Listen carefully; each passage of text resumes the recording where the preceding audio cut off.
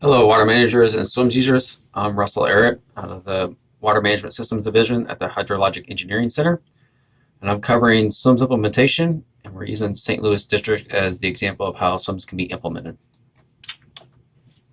So this is the sixth part of multi-part series on this presentation. So if you want to see the previous videos, look at those in the playlist. We have covered the district overview and gone through pretty detailed setup of how SWMS has been implemented within St. Louis for multiple watersheds. We went through an application how it's being used for flood operations for the 2019 flood. And now we're going to start talking about how we evaluate how SWMS has worked within kind of compared to the legacy process. So kind of like a post-mortem of process of how we look at how the models performed and then also how our legacy systems performed during these same events. So during the 2019 flood, we were running SWMS to produce forecasts, inundation maps, and helping us inform operations. At the same time, the legacy system that is used for the Mississippi River was being run as well. And so we can compare those two to see how well each of those performed during the event. So this is kind of a good analysis to see, is SWMS performing as well, or is it even performing better than the legacy system, or is the legacy system doing better in certain areas, and then really start to dig into why that might be the possibility. So just talking about SWMS itself, one thing that we can do is we archive all of the forecasts that has been run through SWMS, and we archive all the forecasts run through the legacy system. So again, SWMS is run for a 14-day forecast, and each of those traces are saved as a date timestamp for each day that the forecast was issued from SWMS. And so what you're seeing here is black is the observed hydrograph, the stage hydrograph at Louisiana on the Mississippi. And so black would be the observed, and then all of these colored traces are individual forecasts issued each day. So they're not every forecast that was generated that day, but it was the kind of the final edited forecast for that day. And this is with no additional rainfall. So applying no additional rainfall, you see all these traces. You'll see the first three forecasts here are well under forecasted that the crest had happened because we're not applying, obviously, any additional rainfall for it. And then as we start applying, some of the rainfall starts to materialize, and you start seeing some of the traces start to get closer to this next event. And then finally, the third event really drives it towards the upper end of this hydrograph here. So that kind of gives us some indication. As long as we get all the rainfall included into it, it seems to be performing pretty well. You can see that some of these traces were forecasting the recession a little too quickly. And so that could be a myriad of different reasons. But Louisiana, Mississippi to Louisiana, is just downstream of Lock and M22. So a lot of the contributing forecasts we get are from outside of our district. So that's really more of an indication of how well the forecasts are that are being provided to us. On that same notion, we get the same forecast of those boundary conditions with a 16-day QPF being applied to it. And we get that from the River Forecast Center. So these are really driven mostly from the River Forecast Center, giving us a forecast for 16 days rainfall at Lock and M22, and then also from the Salt River, we're applying that at Louisiana. And so this is with all 16 days of forecasted rainfall in the future. These are all the individual traces for each day of that issue. Now, again, I said earlier, we use this as a qualitative type of process and not necessarily a quantitative. So hopefully they're not using this to make actual decisions, but using it to really inform them on what decisions they might be needing to make as the event starts to materialize. And so what you'll notice is we're kind of over forecasting this first rise in this event, but the indication that's really important is that it's showing this dip that's in here, but there's a secondary rise. A secondary rise is being predicted, and we're predicting that a lot earlier than we would have if we had not included any of the additional rainfall. You can see there's a few traces that go above the record. So at some point throughout the event, we're actually showing record forecast for this location. So there's some indication that we might be seeing some additional records. One thing to note, when we do these forecasts through all of our RAS modeling to do this, there's a philosophy on, okay, how do we predict breaches that would occur in these earthen levees? Do we predict them when we think they're going to overtop, or do we wait for them to occur before we actually include them in our modeling? And the philosophy that's always been taken at St. Louis, right or wrong, it's always been, I will not predict when a breach is going to occur because I don't know where it's going to occur, how it's going to occur, or if it's going to occur. I will add them to the model as they occur. So as they are reported, that's when I add a breach to it. So one would think, as I'm showing these record crests, when I was briefing these, that we were showing record stages that were going to go above record. but I was qualifying it that we likely would not see that stage because the levees are going to start to breach. Hence, you can see the observed hydrograph when we look back at it. This is a breach that occurred in the Rock Island District. So on the levees that are really 20, 30, 40 miles away from Lock and Dam 22, breached and took a lot of the water out of here. So you can imagine like the crest would have looked like. It would have gotten pretty close to the 93 record if that levee did not breach. But we knew that these levees would breach and it would have take a lot of the water out of the system. So again, we're not predicting these breaches, we're putting them in as they occur. So that's something to think about as we're looking at these hydrographs we're going through. And so we get farther down now. This is on the Illinois River. So the Illinois River, I was talking about how accurate I thought that lower Illinois River inundation mapping was, because I think all those levees would have overtopped had they not flood fought them, but they flood fought all those. So again, going towards that, you can see all of these traces are really, really close to what actually occurred. So we're getting upwards of 40 feet. And so some of these are getting to around 39. We're kind of under forecasting a little bit. This was 16 days of rainfall.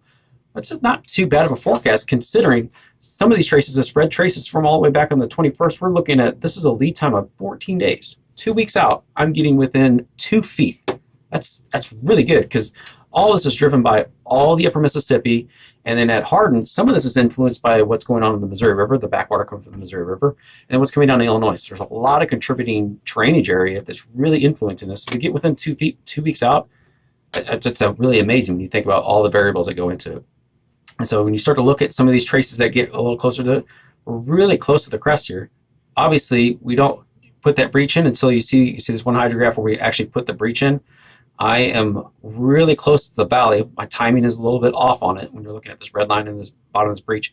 And you can see the rebound. It's really hard to see in this line, but are almost predicting the full rebound here. So even just guessing at that breach that I was talking about when we were showing the flyover and trying to predict what that is, that model predicted it fairly well. And then so you can start to see as I start to put it in here and get better calibrations, the rebound is starting to rebound towards it and start to show the hydrograph even better as it fills in, as we get more and more observed data.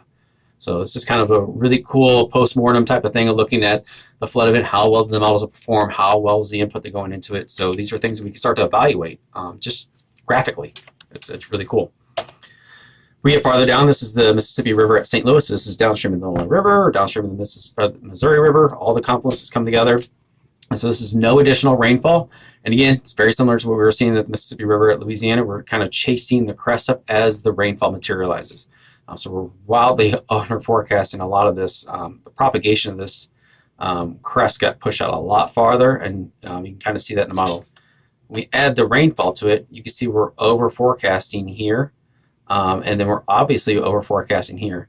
And so some of this could be, some of it's going into storage that maybe we're not predicting very well in our models. So maybe some of this could be the over forecasting at Louisiana. Some of these pink lines here are pretty high compared to this. This might be that some of it's going into storage, going into some of those tributaries that we aren't predicting very well. Maybe some of the runoff in St. Louis itself and the district is actually being captured behind those levees, and we're putting too much of it into the river the way our models are designed. So again, these are things to really kind of dig into the weeds to see how we can improve the modeling itself. So this is kind of a good qualitative, and if we really want to, we can dig into the quantitative part of it. So it's really cool to be able to graphically show this to show how accurate we are. But let's start digging into some numbers. So one thing I like to do when I look at these things is run just some statistics on it. So this would be the average error. So if I just took all the errors, and this is time step by time step, so we're running an hourly model. So this is kind of lead time from the forecast. So this would be day 1, day 2, 3, so on and so forth. So this would be like hour 24, hour 48, so on and so forth. We're making a bar graph of each individual ordinate. How accurate am I on the lead time for 1 hour, 12 hours, 24 hours, all the way out? And so the two things, red is no QPF. So obviously you can kind of barely see it's kind of purplish here, but we're really good in the SWMS models for the average error up to about 2 days. We are almost perfect on average. That's obviously canceling each other out. Over forecasting, under forecasting is going to cancel each other out for proportionate, but still gives us an indication that we're really good. And then we start to under forecast. Looks like starting around after 3 days, we're starting to really start to under forecast pretty dramatically, right? Which obviously, if we're not adding QPF to it and there's more rainfall forecasted in there, we're going to under forecast over and over and over again. What's interesting is when we start adding QPF, we actually are over forecasting on average. We're kind of over forecasting. It's not by much. I mean, we're looking at 0.3 of a foot. We're over forecasting on 72 hours out. And then as we get farther and farther out, we're not over forecasting as much. We're actually starting to under forecast. And then this is more of a component of just the physics of what the 16-day QPF does. And I don't want to get into a lot of details of it, but they're averaging a lot of the traces and stuff. So it generally, the 8 to 14 day is going to generally under forecast the precipitation. So the first 7 days should be good if we have a really good 7-day QPF, and then there's probably generally going to under forecast just because of the nature of those things. But again, if you look at it, we are within 0.3 of a foot, just a little high, and then we're over close to just on the average, less than a foot off. So that's actually really good adding on the QPF to it. So it's pretty good when you think about that. The other thing I like to do is just let's do the absolute error. Like this could cancel each other out. Let's look at just the absolute errors. And so what you start to see is that, we start to get errors. We're within, I don't know, a tenth or two or whatever for the first 24 hours. We're getting about 0.3 of a foot off on average, just either way, one side of the way, about 72 hours out.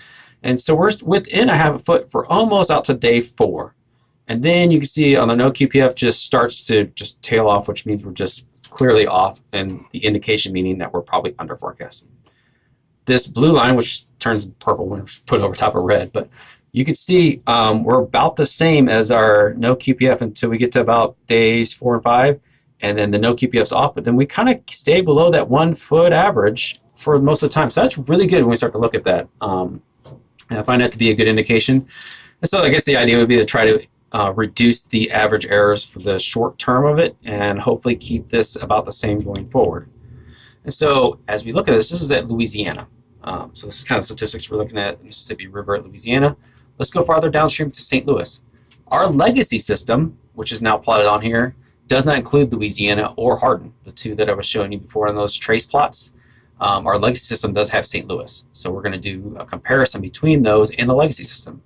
So you can see on our red plot here for this location, we're going to under forecast the red. Obviously it looks very similar to Louisiana. The QPF run, look at this. We're less than, 0.2 of a foot or so off. We're really, really good all the way out to day 5, I'd argue. I'd even probably go out as far as to day 6. We're within 0.2 of a foot on average on the forecast, and then we start to tailor off a little bit here. We're starting to under forecast quite a bit.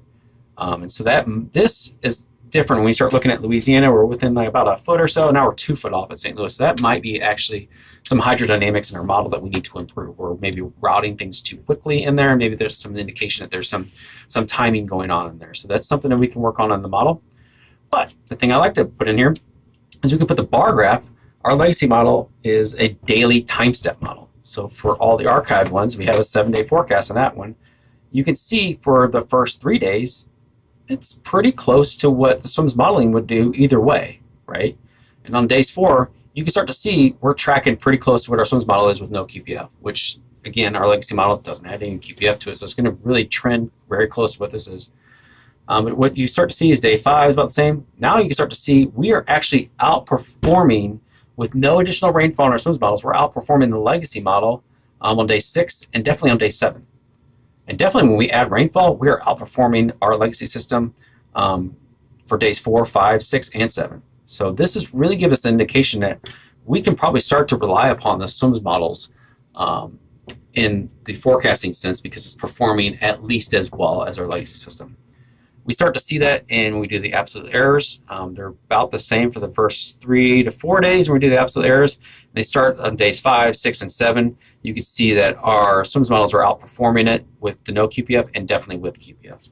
This is really good. This kind of gives us confidence that, okay, what we're looking at is giving us some confidence to start leveraging that SWMS model. And some of this just really needs to be shown, especially when you're really used to using the legacy system. It's really hard to make that change without any data to show that it's doing better. It's really hard to convince individuals who have been running these things for years to try something new. And this is really the indication that it's going to help push us towards that new paradigm and modernize water management. If you have any questions about our software, need help, or are looking for additional training, check out these links and you can find out some additional information in the description below. Thanks for your time.